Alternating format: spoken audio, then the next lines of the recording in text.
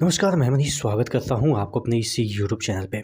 दोस्तों, रेलवे में जब से कल नोटिस आई है कि आपके ग्रुप डी हो, एनटीपीसी, जेई या आपके मिनिस्ट्रियल आइसोलेटेड या पैरामेडिकल की वैकेंसी आ रही है, तो उसको लेके बहुत सारे मन में कौतूहल बने हुए हैं कि कितनी वैकेंसी आएगी। क्या जिस तरीके से पिछले एएलपी में हो या आपके एनटीपीसी में हो, आरपीएफ हो, जिस तरीके से वैकेंसी आई उसी तरीके की वैकेंसी आएगी। इसी तमाम चीज़ों पे हम इस वीडियो में चर्चा करेंगे। चैनल पे नए हैं तो सब्सक्राइब ज़रूर कर लीजिएगा। अगर आप रेलवे एनटीपीसी की तैयारी कर रहे हैं तो किरण पब्लिकेशन की ये जो बुक है वो आपके लिए बेस्ट हो सकती है। यहाँ पे आपको 2021 के टीसीएस पीवाईक्यू जो पूछे गए हैं उसका सॉल्व पेपर है। इसमें 60 आपको सेट्स मिल जाएंगे, हिंदी और इंग्लिश दोनों में ये बुक आपको अवेलेबल है, तो अपने अकॉर्डिंग चूज कर सकते हैं। सीवीटी 2 में जो प्रश्न पूछे गए हैं उसको एक अलग वॉल्यूम यानी कि वॉल्यूम 2 में रखा गया है, तो आप अपने अकॉर्डिंग दोनों बुक को परचेज कर सकते हैं। दोनों बुक हिंदी और इंग्लिश मीडियम दोनों में अवेलेबल है। नीचे डिस्क्रिप्शन बॉक्स में लिंक दिया हुआ है। तो देखिए, अगर हम बात कर लें इस नोटिस से, तो इस नोटिस से कुछ भी ऐसा कहना क्लियर नहीं होगा कि कितनी वैकेंसी आएगी। लेकिन एक जो चीज़ इसमें हिंट दे रखी है उससे थोड़ा सा आप कह सकते हैं कि सिनेरियो क्लियर हो जाता है कि वैकेंसी अगर उनकी इच्छा हो, वैकेंसी तो होगी ही, क्योंकि जिस तरीके के असेसमेंट ईयर यहाँ पे दिए गए हैं कि असेसमेंट कब तक होगा आपके देखिएगा। अगर हम ग्रुप डी की बात करें तो ग्रुप डी में लेवल 1 जिसे हम कह सकते हैं 30/9/2025 तक की वैकेंसी को असेस किया जाएगा। यानी कि 30/9/2025 तक कितनी वैकेंसी और खाली होगी, अभी तक कितनी खाली है, अगर टोटल निकाली जाए तो कम से कम तो ग्रुप डी में ही कम से कम 1.5 से 2 लाख 1.5 से 2 लाख मिनिमम की मैं बात कर रहा हूँ हो जाएंगे। लेकिन क्या उतनी वैकेंसी आएगी? असेसमेंट अगर अभी के सिनेरियो में करें कि आज के डेट तक ही अगर निकाल दें वैकेंसी तो कम से कम 1 लाख निकल जाएगी। लेकिन अगर हम 2025 देख रहे हैं तब तक तो कितनी वैकेंसी आ जाएगी आपके? तकरीबन 1.5 लाख। सिर्फ और सिर्फ हम ग्रुप डी की बात कर रहे हैं, एनटीपीसी पे हम आते हैं। तो इस वजह से आपकी वैकेंसी यहाँ पे कम से कम तो 1 लाख प्लस दिख रही है। लेकिन आपको भी पता है कि उतनी वैकेंसी क्या गवर्नमेंट निकाल सकती है? नहीं निकाल सकती है, क्योंकि उसको अब 5 साल उसी वैकेंसी को निकालना है। तो अगर 1.5 लाख वैकेंसी है, 1.5 लाख वैकेंसी है, तो उसको आप 5 से डिवाइड कर लीजिए।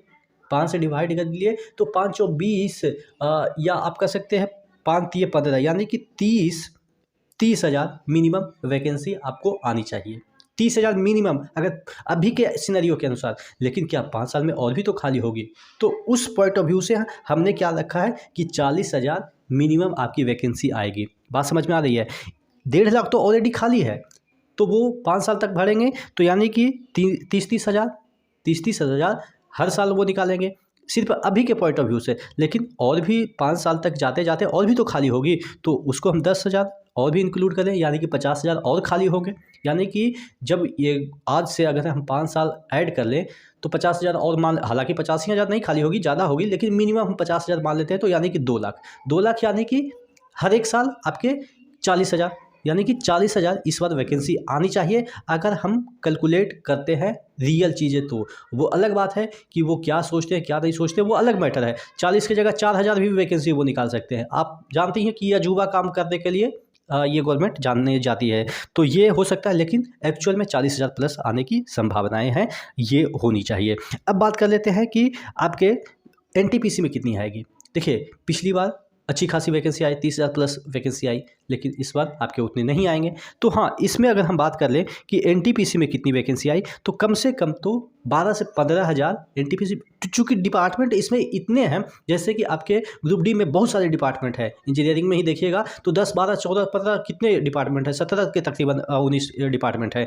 तो इसमें भी नॉन टेक्निकल पॉपुलर कैटेगरी, यानी कि नॉन टेक्निकल, देखिए जितने भी ट्रैक से छोड़ के ऑफिस में काम होते हैं वो सभी नॉन टेक्निकल में आते हैं। और नॉन टेक्निकल में कम से कम तो ऑफिस चलाने के लिए कम से कम 12 से 15,000, रेलवे जैसे संस्था जो कि बहुत बड़ी है उसमें तो आ ही सकती है, और अगर मंशा सही रही तो 15,000 प्लस भी आ सकती है।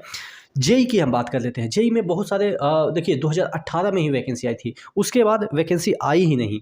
एसएससी की बात हो रही थी, अभी तक एसएससी का कोई नोटिफिकेशन नहीं देखने को मिला। इस नोटिफिकेशन की हम बात कर ले तो एसएससी का नहीं हुआ है इसमें सैंक्शन। तो अब मान के चलिए कि जेई का जो स्ट्रेंथ है वो बढ़ जाएगी। तो ये मिनिमम मैंने 7,000 रखा है, 10,000 प्लस खाली होगी, क्योंकि 18 से वैकेंसी नहीं आई है, और 18 से नहीं आई है तो यानी 18, 19, 20, 21, 22, 23, 24, आप समझ सकते हैं रिक्रूटमेंट होते होते 25 हो जाएगी। तो यानी कि आप 8 साल में आप 8,000 वैकेंसी नहीं दे रहे हैं, वो भी जेई का। जेई काफ़ी आप कह सकते हैं कि संख्या में होते हैं रेलवे में, चूँकि इंजीनियरिंग डिपार्टमेंट है। जितना भी देखिएगा 90% तो 80% तो इंजीनियरिंग डिपार्टमेंट ही है रेलवे में।